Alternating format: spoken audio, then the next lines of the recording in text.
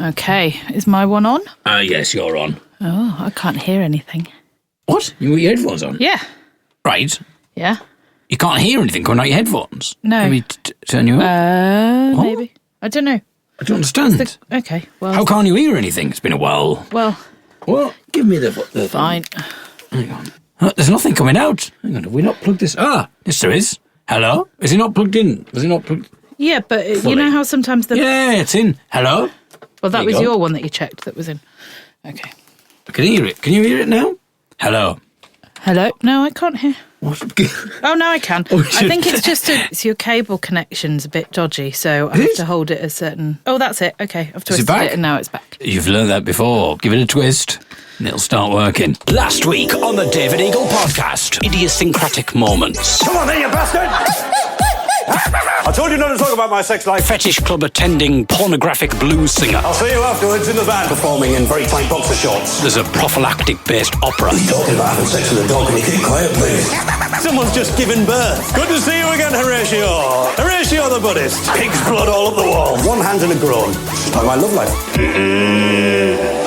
Now it's time for a podcast presented by yet another comedian who's fallen down the walk hole. It's the David Eagle podcast. I like the idea of someone having never... Oh, hello again. Hello. Ellie's here as well. Hi. I don't know if you're expecting some kind of fanfare or something, Ellie, but... I was really. I'm a bit disappointed that there's no... I don't think I've got a fanfare. I could give you a barn owl. Yeah, I don't think that's what I was after, but okay. Well, if I go into the thing and press F, let's see what comes up. The first thing that comes up when I press F is... Oh, fox. There you go. The fox and the barn owl are very happy that Ellie is back. I'm sure that you're happy as well, listeners. If people don't know, what we do is a little montage. That was a little montage of what was on last week's podcast.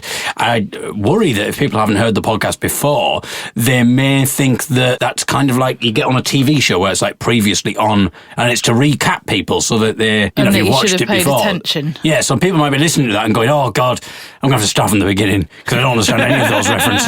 Pig's blood up the walls. They're just little random bits. The reference to the walk hole we mentioned last week was because when I did the BBC Radio 4's Now show, one of the comments was, oh, yes, another comedian who's fallen down the walk hole. The fox is laughing there. The son of a laughing fox. Ellie, for those people who don't know, is my fiancée. Yeah. Although shortly not to be my fiancée. Yeah, because I'm going to dump you. There's the fox again. Oh, dear. A deer? I don't think I have a deer. Yes, because Ellie and I will be getting married soon. So we're getting married in September. I know a lot of listeners will be assuming maybe that we will be doing a live podcast from the wedding. I'm sort of tempted to do that, but I don't know if the registry office would let us. There's probably something. You can't have any religious references. No. And when we do a recording of the podcast, I do end up going, oh, God, quite a lot of times. So that would. I feel like there's an extra bit of pressure on us today, Ellie, because we are recording this for TikTok. Because since we last spoke, I have finally got on TikTok. We've had some very interesting comments from people, because it's quite young, isn't it, TikTok? Yeah. Gen Z. So I think this podcast, Ellie, we shall just do a little bit of a catch-up, because we haven't done a podcast together for about 9 months. No, that's not for a reason, and that we're introducing the newest member of the Eagle Skinner household. No, that's a pure coincidence. It's the horse. The horse is back. Can I find the horse? Let's have Probably a look. Not. Horse. There we go. Because we did Christmas and then we had the roundup of the year, which I didn't need to be involved in because... You were involved, by the way. Well, she was involved in it. I just didn't have to. The best bits of the year, basically, is just none of Ellie. I just took all of it. It was the exact same podcast. It was a very long podcast, but it was just all my bits with Ellie's bits taken out. Yeah. Now and again, I would interject. We're going to revisit some of our old features, Ellie. So Ellie Skinner is back, the box is back, and Ellie will be... Hang on, are you calling me the box? No. The box is the box that is full of cassette tapes that I recorded as a child up until my teenage years. Whatever is on that cassette, we should be playing in our feature, Cassette Roulette, unless it's Tim Westwood. In which case we're not putting that on. We've had lots of Tim Westwood in the past because I used to record the Radio 1 rap show. But unfortunately, for those people who don't know, he has got up to, I was going to say, lots of misdemeanors. That's the rapper, isn't it, Mr. Misdemeanor? Yeah. So I don't want to drag Misdemeanor into it. Yes, he's been a bit... There's allegations and investigations. I'm quite looking forward to that, David, because I haven't listened to one of your random cassettes for quite some time, and I think maybe that's what's been missing in our relationship. You just making me root around in your box and then playing with whatever's coming out. Give it a twist. Also, it's the return of our feature, Spammer Time. Well, I've received quite a few interesting emails in my spam folder. I shall be reading out a choice one. Well, I don't know, because we've got quite a lot to catch up on, haven't we? So I don't know whether we never really talked about whether we'll be resurrecting our feature, Weekly Ellie Animal... Skinner's Animal Penis Fact of the Week. Ellie's Animal Skinner. Ellie Skinner's Weekly Animal Penis Fact. Yeah, I don't think that's what it was called. It was? I think it was Ellie Skinner's Animal Penis Fact of the Week. Well, no, because it doesn't rhyme. It could be a cat or a rat or a bat or a frog or a hog or a monkey. It might have a penis that's bulbous and fat or a long one, a short one or chunky. An eagle, a weasel, a snake or a shark with a member that's slender or glows in the dark. It might have a willy that looks rather silly or bent and misshapen and wonky. If we were on the radio, this feature might get us sacked. But now it's time for Ellie Skinner's Weekly Animal Penis Fact. Yes. Oh, I apologise, I did not remember. There it is. How could you not remember? I know. So, I don't know. We could leave that maybe till next week. Yeah, you didn't give me any prep time, so... I mean, do we need prep time? One of the things about it could be that we just Google an animal and see if it's got an interesting penis fact. In fact, why don't we do it now? Okay. Okay. Right, well, pick an animal. What do you want? Should we go for the fox? The fox. Oh. Like many other mammals, including dogs, cats, hedgehogs, bats, rodents, and non-human primates, dog foxes have a bony structure in their penis called a baculum. Oh! Well, that's a thing I've never read before. What? The baculum is a heterotrophic skeletal element. I can't believe you've not read that before. I know. In other words, it's not attached to the skeleton. It has a rough base and a deep groove, giving it a V shape in cross sections. They've got a V-shaped penis. I think I've heard Tony Blackburn say that on Radio 2, actually. This one's got a rough base and a deep groove. It bends down towards the tip by an angle of 10 to 30 degrees and grows as the fox matures, reaching its full length, which is 4 or 5 centimetres, at just over a year old. During mating, a bulb-like mass of tissue surrounding the baculum tip swells as it engorges with blood, and the pair may become locked or tied together. This is known as a copulatory tie or copulatory lock, and is present in most canids. Well, there you go. So that's Ellie Skinner's Weekly Animal Penis Fact sorted. Ellie Skinner's Weekly Animal Penis Fact. There we go. I think we've moved away from talking about what's coming up on the show because we essentially, we're in the show now, listeners. Last week's podcast was a clips special from my various stand-up gigs. There's something that I realised when listening to the various clips that of doing comedy that I'd not realised before. And it's something that I do every single gig on my way to the stage. So I wonder, before I play you the clips, because what I've done is I've compiled some clips of me getting to the stage. Okay. I wonder if you know what it is that I do. Do you mutter to yourself like a, come on, David, you can do this. Or like when you're walking around the house, sometimes you do a sort of thing. So it might be something like that. Sean from our band, The Young'uns, he does that a lot in mildly stressful situations. So like if he's parking, he'll really do it. Yeah. He'll really because he doesn't like parking. And what's really strange as well is that obviously you've got the sensor doing the beeping as well. So sometimes it creates some real interesting rhythms. I think a lot of Latino musicians would to give quite a lot to have some of those beats. If he's getting a bit more stressful, he'll do it louder and louder. And so at first it's just that, and then it's a do-do-do, and the beeps go do-do-do-do-do-do. He'll really go for Getting it. along. Okay, what else could you do? I So don't wouldn't- think the audience would hear this, what I do. Even though it is quite loud, but I think it's... It's not like a little fart or something, is it? Every time you go on Every stage. time I go on Right, ready? All right, I'm going to blow you away. Helping to build the atmosphere. Exactly. Okay, I'm really okay. intrigued. I Well, then, here we go. I'm going to start playing your clips. It's going to become apparent straight away what it is that I do as soon as I start playing it.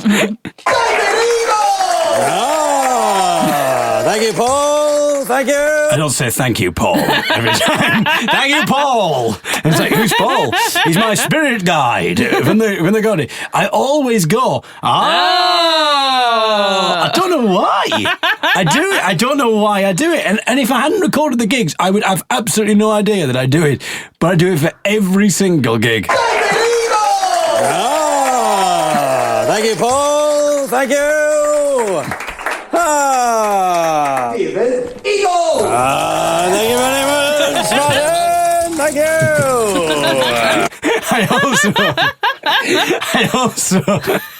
I say the MC's name as well as I'm doing it. Thank you very much, Martin. I really go quite posh, don't I? Thank you, Paul. Thank you very much, Martin. Thank you. Martin.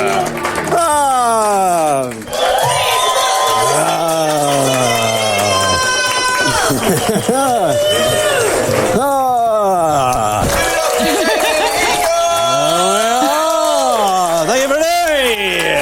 It's like you're doing a vocal warm-up. And also, I think it sets you into like a smiling position on your mouth, so you're walking on looking quite happy to be there, which is good.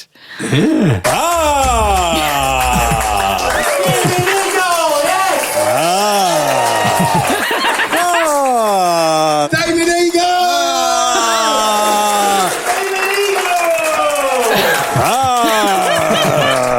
Did you do that on the Now Show as well?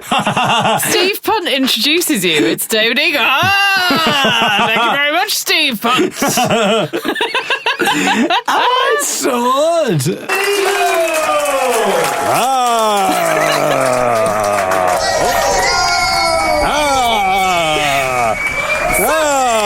Some of them go on really long as well. Yeah. Is it like it goes on for the length of time you get don't to the know. microphone I or don't something? know. Thank you very much.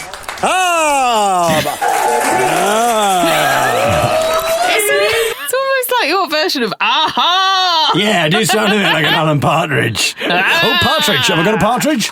No, not Alan Partridge.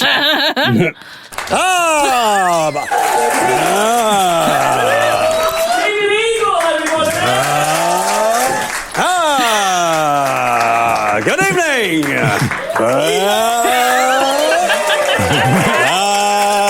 Thank you. Thank you.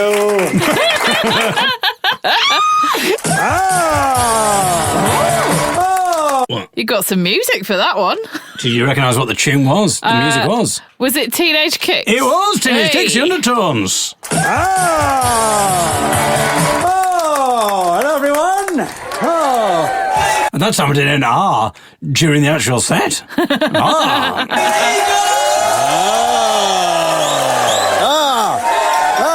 Oh, I've got a wolf whistle for that one. What I love about this one is I do multiple R's for this one. Maybe it's because I'm inspired by the little whistling. I think it's a wolf whistle. So but I do like a number of R's here.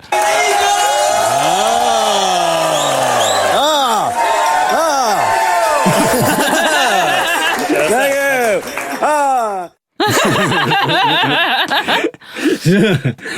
That's one thing I noticed. I had absolutely no idea that I did it.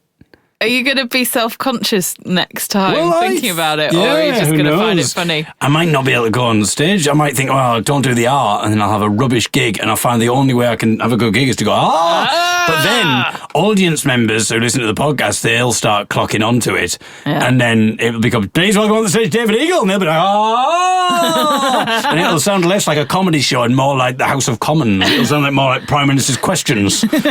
One of my favourites of these, because obviously I start recording before the gig happens, or before I go out. So I get the little bits in the either when I'm sort of pacing around. I do a lot of pacing before the gig as well. Like I don't if I'm in the actual venue and the audience can see me pacing around, but if they can't, I'll be pacing around. In this particular gig, I obviously paced around so much in circles that I, just as I was getting introduced onto the stage, realised that I couldn't find my accordion because I got disorientated. And what I like is the absolute panic. You can hear the absolute panic as I get the accordion, and then I find the accordion, and then I come out, as if nothing's happened.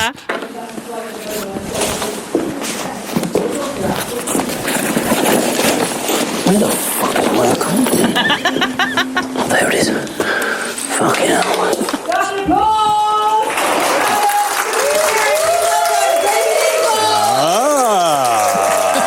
There we are. Thank you, Kerries. Thank you, Kerries. I don't know why I go so posh when I'm Do you go sort of 1930s serial? Here I am. Thank you, Martin. It's me, David Eagle, here to entertain you on the accordion with some amusing songs and stories.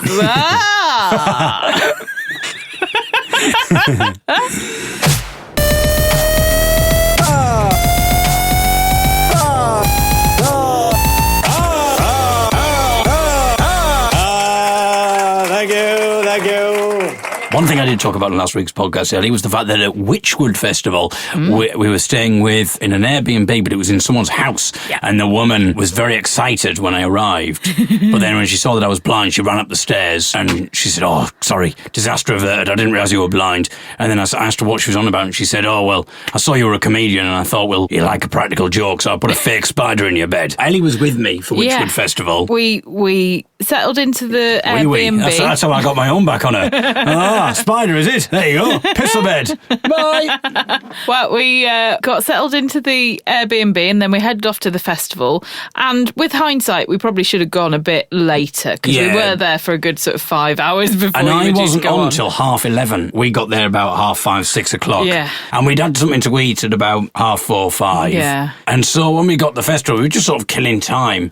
And then it got to about 10 o'clock and I thought I should really have something to eat. I don't feel particularly hungry, but I just thought I'm going to get to 11:30 and all of a sudden I'm going to be hungry and my energy levels are going to have dissipated. And one thing I was trying to do was because there was no hand-washing water. facilities. There was no hand-washing facilities in the Portaloo. And I sanitized my hand, but I had this feeling that I should probably get something that doesn't require touching it. Yeah, so it was either a crepe or a burrito because we thought. And I think I should have gone for crepe, as I would call it. But people thinking, is this marriage going to work? Because he says crepe, she says crepe, but I think we'll make it work. Anyway, so I get this burrito. And the reason I think the crepe would have been better is because it was in a cardboard thing. Yeah. And I could have probably held that, whereas the burrito came in foil. Which but the needed trouble some is you have to unwrapping, didn't it? Unwrap it, and then I was touching the burrito, and I was already starting to think, oh, God, this is going to be, this isn't good. I ate the burrito. It was a mushroom burrito. And then I did the gig. Nice, lovely gig. Yeah, it went really well. And it was quite a challenging gig as well because it was late night. There was other stuff going on. It was in a tent. It then started raining loads, so it was really loud on the tent. It's so weird when you just can hear, like, there's drum and bass and rain. All that, and that's what I'm performing against. But the good thing about the rain is it meant that the tent was packed. Yeah, loads of people. I say modestly. It wouldn't have been anywhere. Do the gig, and then we head back to the B&B, and my stomach feels a little bit awkward, but nothing too bad. And then an hour or two later, I wake up and I need to go to the toilet. Well, it soon becomes apparent that all is not well. All of a sudden, I felt my head feeling really hot and my stomach feeling really bad, and I knew I needed to throw up. And bearing in mind, this is in someone's house. Yeah. I haven't been sick for years, probably about 7 or 8 years, and it was mushroom. Yeah. Full bits of undigested mushroom, because it was only like 2 hours after the... 2-3 hours, I'd actually eaten it, and I was throwing up bits of mushroom. It was just flying out of my mouth, flying out of my nose, and I was just desperately trying to get it into the... Well, I thought I'd get it into the sink. That's easier to aim for when you're blind. Rather than the toilet. And the problem was, though, I was trying to then push it down the sink, but the trouble is, it didn't have a big big hole. It was one just- of those sinks where the plug's sort of fixed and has to be pulled up and then just drains out. And there's small holes, and poor Ellie has to come through, and she is pushing.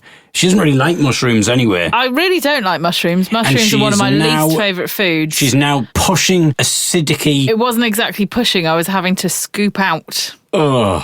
and gather into Scoop out piles these of bits toilet of roll. mushrooms.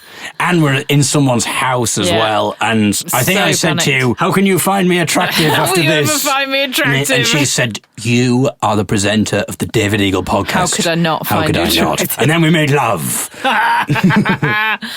Oh, God. So this lasted for, 4 or 5 hours. One thing that I was... and the woman hadn't come out. And I was thinking, No. oh, God, I hope she's not going to hear. But there's nothing you can do in that situation. yeah. Like, I didn't have a choice of, like, I won't throw up. But the thing that I was really glad about is that I'd eaten the burrito at 10 o'clock. Because if I'd have decided at 8 o'clock Yeah. or even 7:30 to have eaten the burrito, I'd have been sick on stage. Yeah. Can you imagine? Wouldn't that have been a packed closer to tent? your show? Please welcome David Eagle.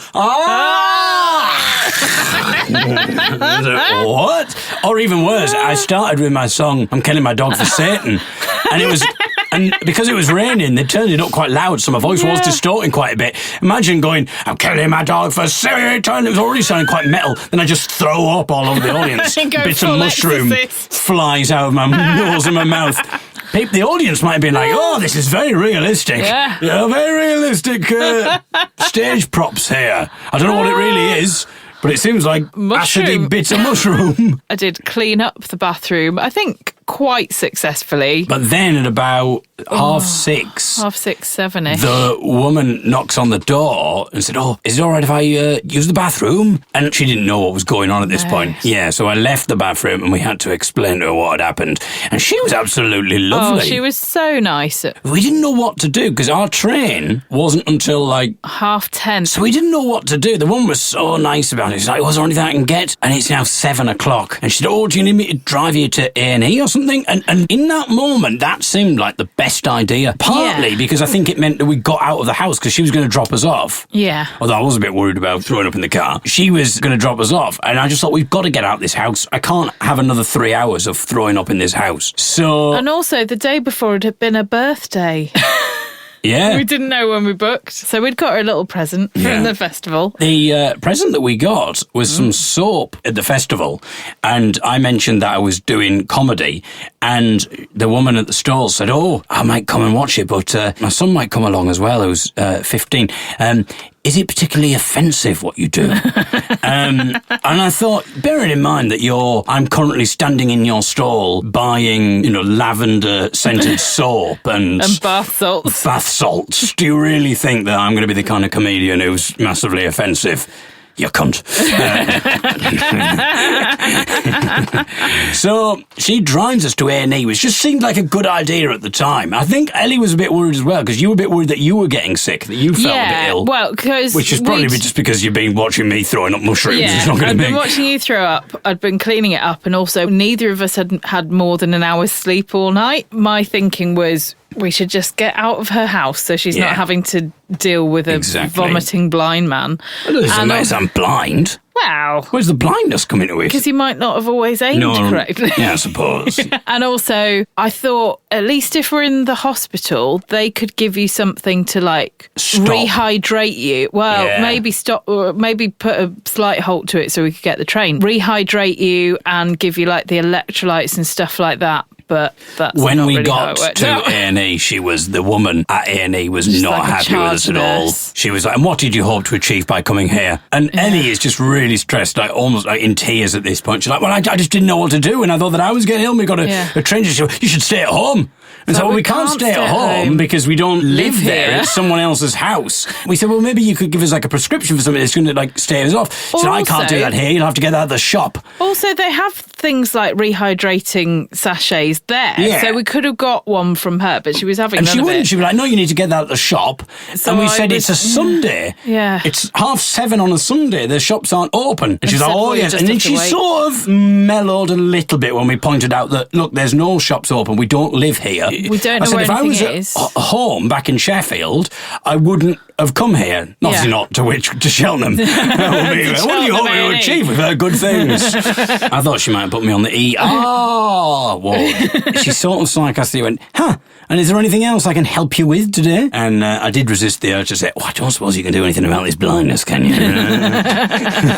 Anyway. So then we walked back. We were going to walk to the station via which was about Cheltenham a 15-20 minute walk away. Yeah. And we got 10 minutes there. And we were only about 5 minutes walk away from the train station. And I couldn't walk anymore. I just felt so weak. You did look a bad colour and you looked like you were going to collapse. So we got a taxi.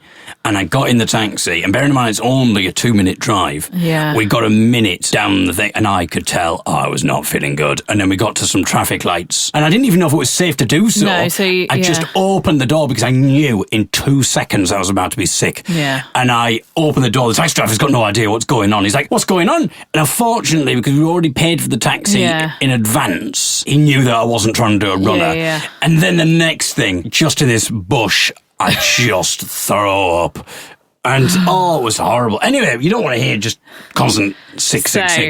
But, so, yeah, that was all a bit stressful. But the driver was really nice. Yeah. He's like, is he okay? He even said, do you want me to wait around? I thought, no, I said, you just get yourself away. Yeah. Because we're only about a minute's walk away from the train station. Yeah.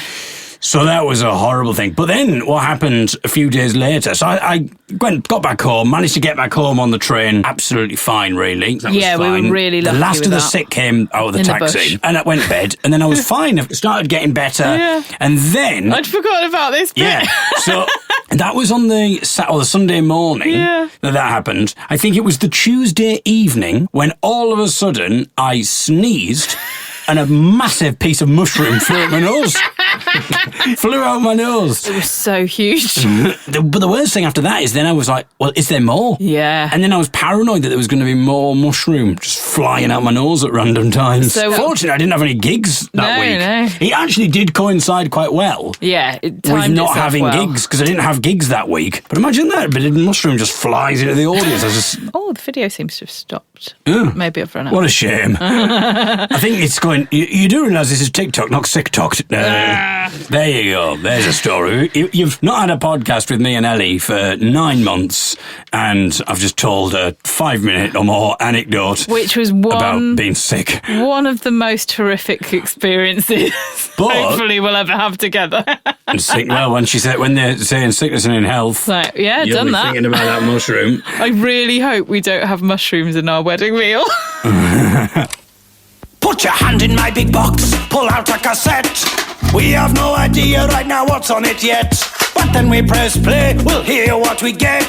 It's time to play a game we call Cassette Roulette. So before we came on, Ellie put her hand in my big box. She pulled out a cassette. Yes. It's amazing I didn't throw up that time.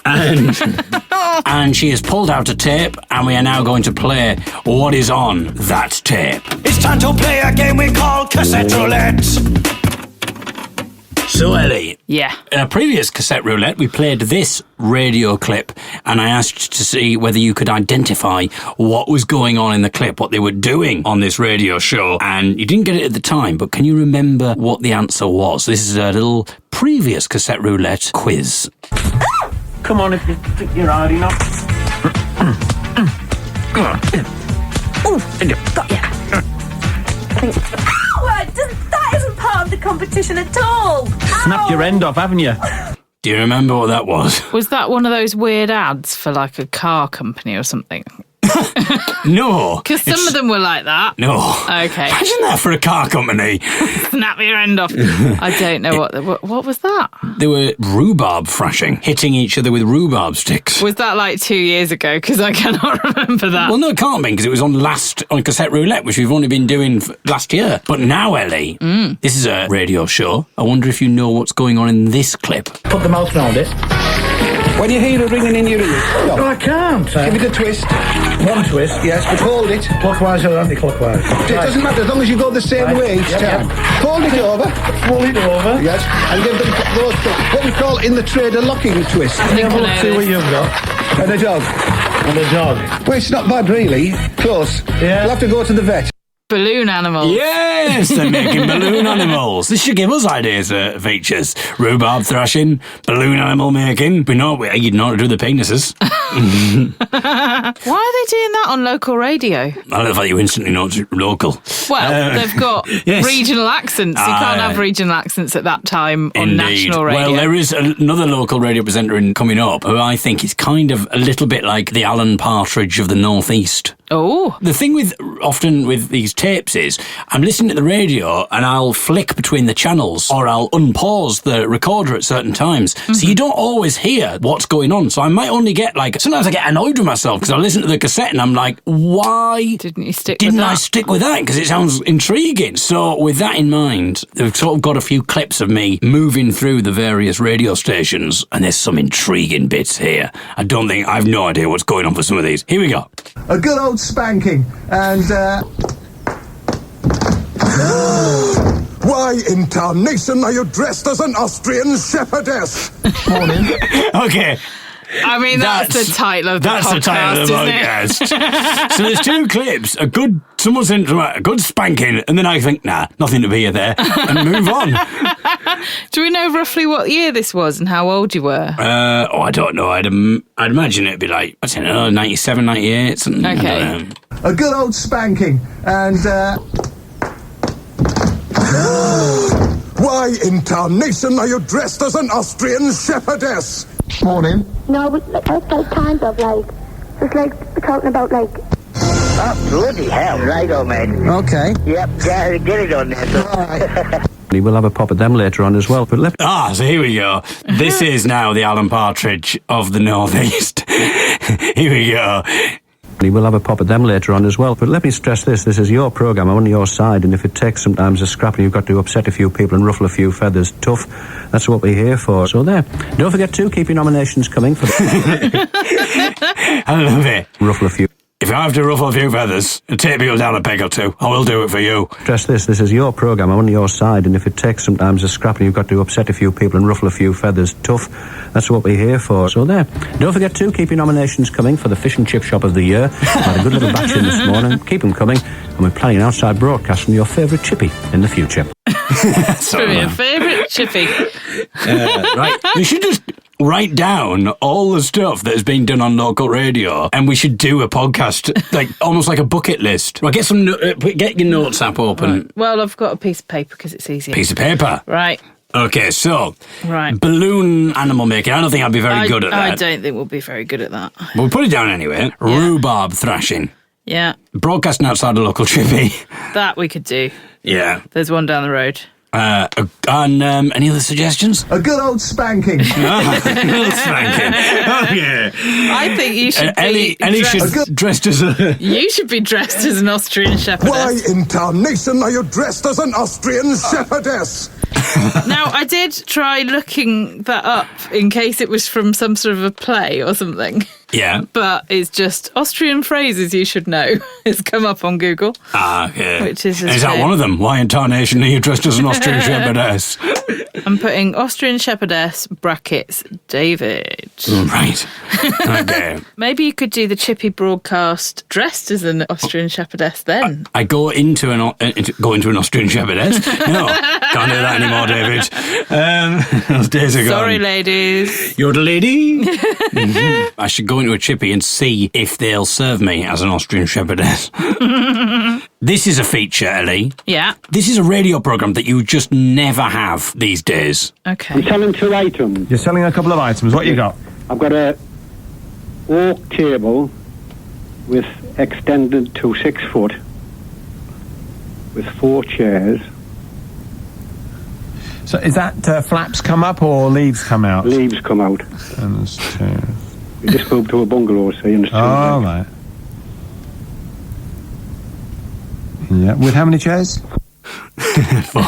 Then it clicks off. Unfortunately, listeners, the tape clicked off at that point. I know you're all going, how many chairs? Tell us more. He says he's got 2 items, and we've only got the one. What was the other item? Oh, well, never. And I've got an Austrian Shepherdess costume. I was going to say, so that was like Gumtree on the radio. That's, eBay, Gumtree before a Yorkshire version. eBay Gumtree. Getting this TikTok? You getting this? This is the final one for Cassette Roulette. Oh, yeah. Probably first person would be Robbie Fowler. I knew he was going to say that. Okay. How did you know I was going to say that? I just... Tracy. Eh? What was your name, Tracy? It's Judy. It's Judy. Julie, sorry, you sound like a Tracy. Alright. That's weird.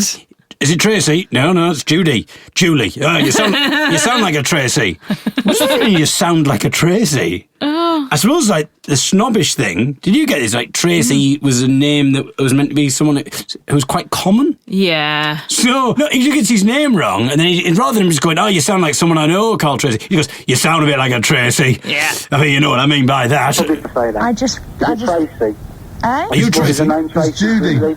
Julie, sorry, you sound like a Tracy. Alright. All right then. Yeah. We should have a look at some of these comments that have come through. Screenshots on TikTok, because, as I say, it's a different generation. Firstly, there's a lot of Americans. So hello to any new American listeners if you found us through TikTok. I like the idea of us really catching on in America, and like loads of Gen Z people going, did you hear the podcast last night, buddy? Did I hear the podcast? Well, let me just say, why in Tarnation are you dressed as an Austrian Shepherdess? And they'll all be doing the catchphrases from the podcast. I love that your American fan started off as like a 30s speakeasy character. And then, well, yeah, they both had sort of the same accent. Yeah. I'll do it again. Hey, buddy, did you listen to the David Eagle podcast?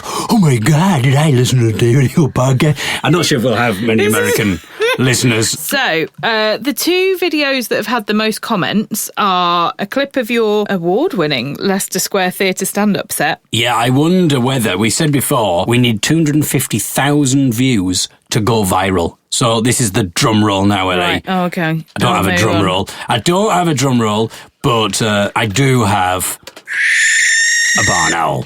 Okay, well, just as the screeching of the barn owl came to a halt, it clicked over to 226.8 thousand. Oh, so close. So close. Well, anyway, so that one's got that. So that one's got a lot of comments, as has your live performance of The Day We Drank the Nazis Out of Town, featuring the other ones from the Young'uns. On your video talking about pigeons, somebody's commented, "You are not constrained by good taste. Bless you, funny man."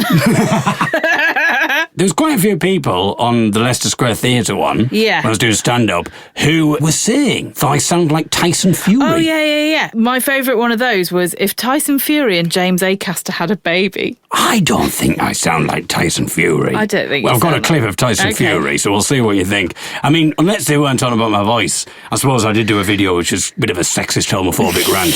Very popular, very popular. Surprising with Gen Z. Oh, I have to tell you about my inadvertent sexist comment a little later on. I'll tell you after this.